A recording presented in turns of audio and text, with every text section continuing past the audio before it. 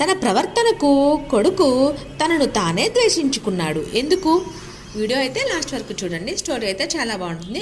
కథలోకి అయితే వెళ్ళిపోదాం. ఒకరోజు ఒక తండ్రి మరియు అతని కొడుకు వాళ్ళ యొక్క ఇంటి తోటలో కూర్చున్నారు.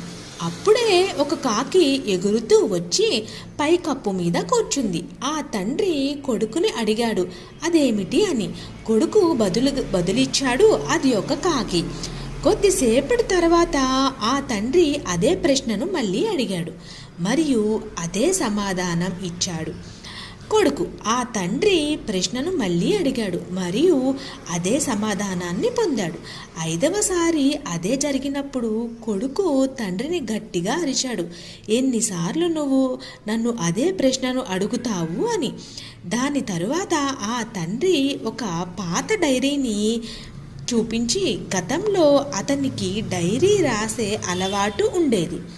అతడు ఒక పేజీని తన కొడుకుకు చూపించాడు. ఆ వ్యాఖ్యలు, ఈరోజు నా కొడుకు కాకి గురించి నన్ను 25 సార్లు అడిగాడు కానీ నేను కోపం తెచ్చుకోలేదు అని ఉంది. అది చూసిన తరువాత తన ప్రవర్తనకు కొడుకు తనను తానే ద్వేషించుకున్నాడు.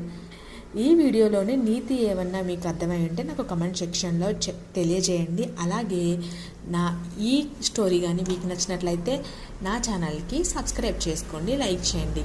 Shri story book. Thank you for watching.